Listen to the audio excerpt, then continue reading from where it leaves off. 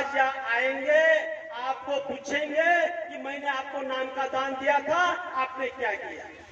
सभी को जब पूछेंगे बाबा जय गुरुदेव जी महाराज कि मैंने आपको नाम का दान दिया था, आपने क्या किया, तो इस पर मैं आपको छोटी सी एक दृष्टांत की इसमें एक कहानी सुनाता हूँ। हकीकत में आप जान लो, अगर आप जान लोगे, क्योंकि इस इशारे में बताया जाता है, आप सचेत होकर मन को इस सत्संग के वचन में रखो। मैं आपको सबको बताना चाहता हूँ, गुरु महाराज ने जो हमको नामदान दिया है, तो हमने इसमें कितना मुनाफा किया, कितना फायदा किया, हमारी आत्मा कहाँ तक गई, तो इशारे में बताता हूँ।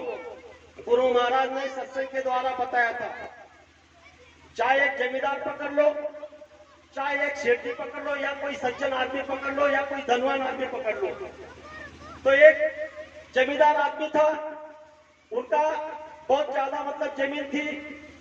तो उन्होंने सोचा कि मेरे 4 बेटे की 4 बहू है, अब ये चारों में से ये जो सब जमीन का जो व्यवहार है, जो हिसाब किताब है, ये किसके पास दूं?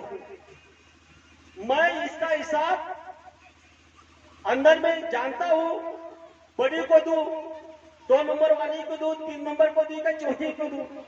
तो जमींदार ने रात में बिकती सोची, एक काम मैं करता हूं, क्यों ना मैं एक तीर्थ स्थान पे चला जाता हूं, और थोड़े दिन के लिए, थोड़े वर्ष के बाद में मैं आऊंगा, तो मेरी बहू क्या करती है, इसके लिए मैं थोड़ी सी परीक्षा लेता हूं। तो जमींदार ने क्या किया, पहले नंबर की बहू को बुलाया और अपने पास में से एक मुट्ठी भर गेहूं उसके पास में दी। एक मुट्ठी भर गेहूं दिया और कहा कि मैं अभी तीर्थ स्थल में जाने वाला हूं, ये आपको ये मुट्ठी भर गेहूं देता हूं, आपको इसको क्या करना है, इसको कैसा बनाना है, आप अपनी बुद्धि से बनाना। फिर 2 नंबर की बहू को बुलाया, उसको भी मुट्ठी भर गेहूं दिया। 3 नंबर वाली को भी बुलाया, मुट्ठी भर गेहूं दिया। चौथी वाली को भी बुलाया और मुट्ठी भर गेहूं दिया। पहले ने क्या किया, मुट्ठी भर गेहूं को लिया और जाते जाते ही रास्ते में फेंक दिया। 2 नंबर बहू ने क्या किया, वो मुट्ठी भर गेहूं लिया, खाना बना रही थी, चूल्हे के पास में रख दिया। तीसरे बहू ने क्या किया, उस मुट्ठी भर गेहूं को अपने घर में गई, घर में से एक डिब्बा लाई और डिब्बे में वो गेहूं को रख दिया और अपने तिजोरी अलमारी में उसको रख दिया। फिर चौथी ने क्या किया, उस गेहूं को लिया और वो अपने पास रखा, रात भर उस गेहूं का चिंतन करने लगे। जमींदार सुबह में उठे, तीर्थ स्थान को चले गए। अब 2 दिन 3 दिन वो छोटी बहू ने विचार किया कि मुझे तो मेरे ससुर ने मुट्ठी भर गेहूं दिया है, आपको इसको कैसा बनाना है, क्या करना है, जब मैं आऊंगा तब मैं आपसे पूछूंगा। उसने उस बात को विचार किया।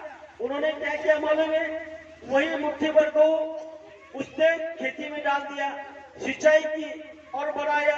कुछ वर्षों में बहुत बोरी हो गई और पकड़ के ऐसे गोदाम में भर कर रख दिया।